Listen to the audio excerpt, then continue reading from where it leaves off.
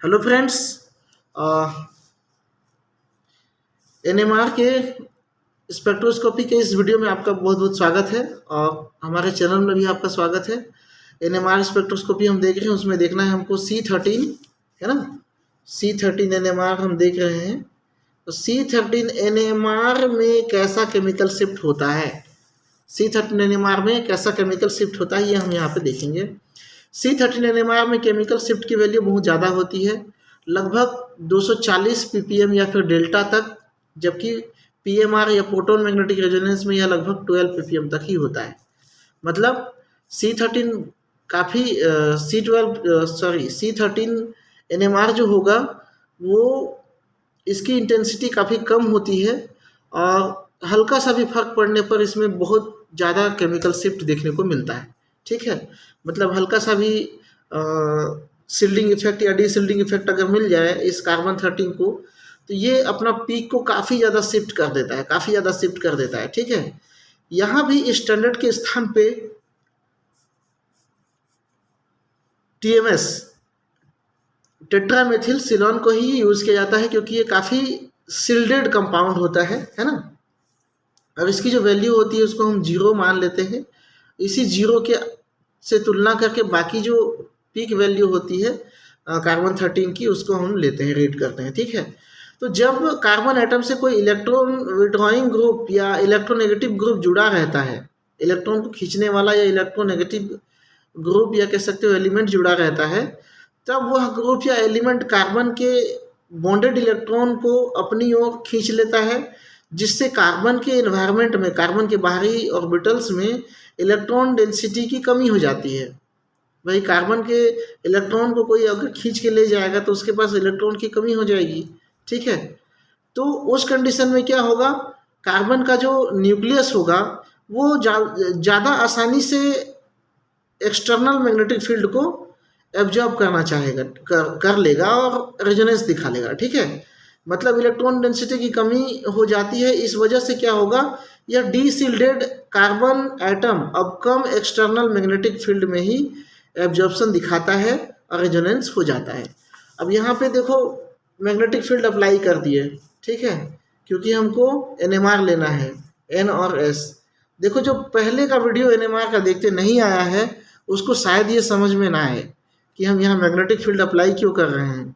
पहले आप proton magnetic resonance देख लो, वहाँ मैंने सारा चीज़ डील किया हुआ है। अगर मैं यहाँ सब चीज़ डील करने लगूँ तो काफ़ी लेंदी हो जाएगा। ठीक है, टाइम टेकिंग हो जाएगा, काफ़ी लोग को क्या लगेगा, बोर लगने लगेगा।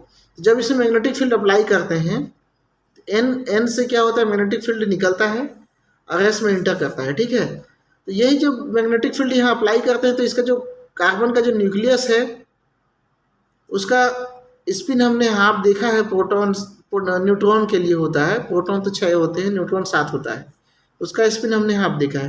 तो इसका ओरिएंटेशन क्या होगा, कार्बन मैग्नेटिक फील्ड की दिशा में अलाइन हो जाएगा, मतलब इधर एन और इधर एस अलाइन हो जाएगा।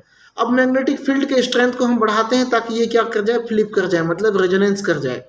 मतलब ये जो एन दिशा वाला जो डायरेक्शन है वो इधर मुड़ के अल्फा स्पिन से बीटा स्पिन में शिफ्ट हो जाए। ठीक है, तो इस तरह का प्रोसेस में हम क्या करते हैं, C13 एनएमआर लेते हैं, रेजोनेंस हमको मिलता है। ठीक है, लेकिन अगर मान के चलो कार्बन में कोई इलेक्ट्रोनेगेटिव ग्रुप जुड़ा होगा ऑक्सीजन जैसे, तो यहाँ पे क्या होता है, इसके बाहरी ऑर्बिटल में जो इलेक्ट्रॉन जो इसको सील्ड करके रखे थे, है ना, इसको जो सील्ड करके रखे थे उस इलेक्ट्रॉन को ये अपनी ओर खींच लेता है। तो इसके पास इलेक्ट्रॉन डेंसिटी कम हो जाती है। इलेक्ट्रॉन डेंसिटी कम हो जाने के कारण ये जो प्रोसेस है, रेजोनेंस वाली प्रोसेस, वो कम पावर में ही होने लगता है ना, मतलब कम स्ट्रेंथ के मैग्नेटिक फील्ड में ही जल्दी से होने लगता है। तो इसी कारण यहाँ पे केमिकल शिफ्ट जो है देखने को मिलता है। ठीक है, इस प्रकार कार्बन अपने एक्चुअल पीक पोजीशन से डाउन फील्ड में रेजोनेंस पीक देने लगता है, या क्या कह सकते हो कि फार फ्रॉम टीएमएस से दूर। तो इसे C13 एनएमआर केमिकल शिफ्ट कहा जाता है, इसे ही क्या कहा जाता है, C13 एनएमआर शिफ्ट कहा जाता है, तथा इसकी वैल्यू काफ़ी ज़्यादा होती है। अब हम यहाँ पे देख लेते हैं फैक्टर अफेक्टिंग केमिकल शिफ्ट। तो सबसे पहले तो हम देख लेते हैं डीसिल्डिंग इफेक्ट फ्रॉम इलेक्ट्रोनेगेटिव एटम। जब कोई इलेक्ट्रोनेगेटिव एटम, अभी हमने देखा कि इलेक्ट्रोनेगेटिव एटम कहीं किसी कार्बन से जुड़ जाएगा तो वो इसके इलेक्ट्रॉन को क्या कर लेगा, अपनी ओर खींच लेगा, जिससे इसका जो शिफ्ट वैल्यू है काफ़ी ज़्यादा हो जाता है। मतलब डेल्टा वैल्यू जो आता है TMS का, वो क्या आता है, 0 पे आता है। इसका शिफ्ट काफ़ी दूर आ गया। कितना दूर आ गया, 207.3। समझ रहे हो, ये डेल्टा वैल्यू जब हम HNMR की बात कर रहे थे तो वहाँ पे हम 12 तक डेल्टा वैल्यू पढ़ रहे थे, उसके बीच में ही सारा शिफ्टिंग हो रही थी। लेकिन यहाँ तो 207, मतलब काफ़ी दूर है ना, इतनी शिफ्टिंग हो रही है। तो अब इसकी शिफ्टिंग की वजह से इन सबकी शिफ्टिंग हो जाती है। तो यहाँ पे देख लेते हैं, ये दोनों सेम कंडीशन में है, मतलब 22.8 पे अपना पीक देते हैं, ये 25 पे देता है, ये 53 पे देता है, ये 207.3 पे ये वाला कार्बन देता है, और ये वाला कार्बन जो इससे जुड़ा हुआ है वो 30.4 पे देता है। तो इस तरह से डेल्टा C वैल्यू जो है केमिकल शिफ्ट वैल्यू आपको मिलता है, ठीक है, फ्रॉम TMS। अब देख लेते हैं हाइब्रिडाइजेशन। यहाँ पे S कैरेक्टर पे डिपेंड करता है कि S कैरेक्टर कितना ज़्यादा है उतना ज़्यादा क्या होगा, डेल्टा वैल्यू होगा। तो यहाँ S कैरेक्टर 25% है, मतलब इसका जो रेंज आता है वो दो डेल्टा वैल्यू से 55 ppm तक आता है, ठीक है। इसी तरह से sp2 hybridise orbital carbon atom के लिए S वैल्यू 33% होगा, और इसका जो केमिकल शिफ्ट वैल्यू आएगा 110 से 170 ppm तक आता है। लेकिन यहाँ sp हाइब्रिडाइजेशन में 50% S वैल्यू होने के बावजूद भी इसका पीक वैल्यू बढ़ना चाहिए इधर, लेकिन वो क्या होता है, कम होता है, लगभग 65 से 90 ppm तक आता है। तो इसका कारण क्या होता है, एनाइसोट्रोपिक इफेक्ट। एनाइसोट्रोपिक इफेक्ट में जब HNMR बता रहा था तब मैंने इसको काफ़ी अच्छे से डील किया है। होता क्या है, यहाँ पे जो मैग्नेटिक फील्ड जनरेट होता है ना, वो ये मॉलिक्यूल लाइनर होता है। तो ये मैग्नेटिक फील्ड क्या कर लेता है, ये मैग्नेटिक फील्ड क्या कर देता है, जो N और S यहाँ पे अप्लाई करते हैं ना मैग्नेटिक फील्ड, उसकी स्ट्रेंथ को बढ़ा देता है, ठीक है, मतलब घटा देता है, मतलब क्या बोलना चाहिए, ये इसके विपरीत दिशा में काम करने लगता है। ये जो मैग्नेटिक फील्ड होगा वो किसका होगा, इलेक्ट्रॉन्स का मैग्नेटिक फील्ड है, ठीक है। इलेक्ट्रॉन्स के द्वारा उत्पन्न मैग्नेटिक फील्ड जो अप्लाइड मैग्नेटिक फील्ड है उसके अपोजिट डायरेक्शन में आ जाता है, और इस तरह से यहाँ पे मतलब सेंटर से जो लाइन पास होता है होना चाहिए उसको ये प्रतिकर्षित करता है, इस वजह से इसकी वैल्यू गिर जाती है। मतलब ये सील्ड कर देता है किसको, कार्बन कार्बन ट्रिपल बॉन्ड, मतलब sp हाइब्रिडाइजेशन वाले मॉलिक्यूल में ये क्या कर देता है, सील्डिंग इफेक्ट के कारण इसकी वैल्यू लगभग 170 से ऊपर आना चाहिए था, 170 से नीचे चला जाता है, 110 से भी नीचे चला जाता है। देखो 90 में पहुंच गया, 90 से 65 पे पहुंच गया। ये सील्डिंग इफेक्ट कारण होता है। एनाइसोट्रोपिक इफेक्ट क्या होता है, सील्डिंग इफेक्ट के कारण होता है, shielding effect for electronic magnetic field, ठीक है, इलेक्ट्रॉनिक मैग्नेटिक फील्ड, सॉरी ये दिख नहीं रहा था।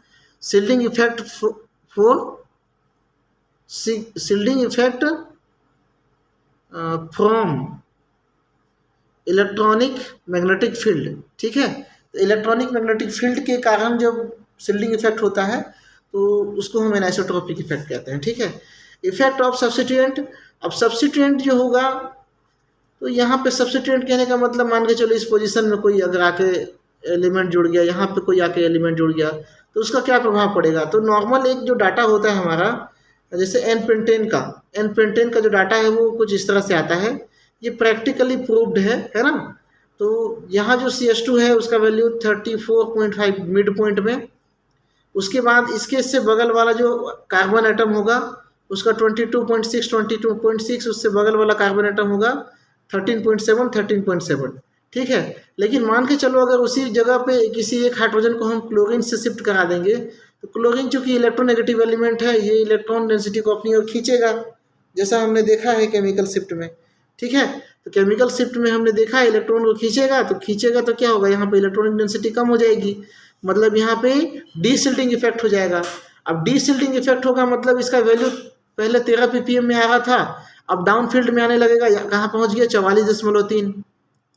अब सारा का सारा इलेक्ट्रॉन एक डायरेक्शन से इधर खिंचाव हो रहा है, एक डायरेक्शन से इधर इलेक्ट्रॉन की शिफ्टिंग हो रही है, तो वैल्यू पूरी तरह से इधर बदल जाता है। ठीक है, ये वाला आना चाहिए 22.6 में, तो ये कहाँ चला जाता है 32.7। 34.5 में ये वाला एब्जॉर्प्शन दिखाने लगता है 29.2 में। क्यों? क्योंकि इलेक्ट्रॉनों का डिस्प्लेसमेंट इधर हो गया। ठीक है, इलेक्ट्रॉनों का डिस्प्लेसमेंट इधर हो गया, इसका जो इफेक्ट आना चाहिए ये, तो ये क्या हो जाता है, अब यहाँ पे ये सील्डेड हो जाता है। देखो भला, है ना, इलेक्ट्रॉन डिस्प्लेस हो रहा है तो ये सील्डेड हो रहा है। यहाँ पे पहला दूसरा तीसरा पोजीशन में क्या हो रहा है, सील्डिंग हो रहा है। यहाँ पे दोनों में डीसील्डिंग हुआ, यहाँ पहले क्या था, सील्डेड था, प्लस आई इफेक्ट के कारण इलेक्ट्रॉन दे रहे थे सबके सब। ठीक है, इलेक्ट्रॉन दे रहे थे तो क्या था, नहीं प्लस आई इफेक्ट नहीं, यहाँ पे ये मिड पॉइंट है, उस वजह से तो ये आ गया यहाँ पे 29.2 में। अब यहाँ आ गया 22.1 में, 22.6 में था, 13.7 में था तो 13.6 में ये है। ठीक है, इसी की वैल्यू कुछ ज़्यादा फर्क पड़ती है क्योंकि ये बीच पॉइंट में था, है ना। तो यहाँ से ये अल्फा अगर इसको मानते तो इसके लिए बीटा कार्बन क्या हो गए, 2 हो गए, गामा कार्बन 2 हो गए। इस वजह से इसका वैल्यू क्या आ रहा था, ज़्यादा आ रहा था।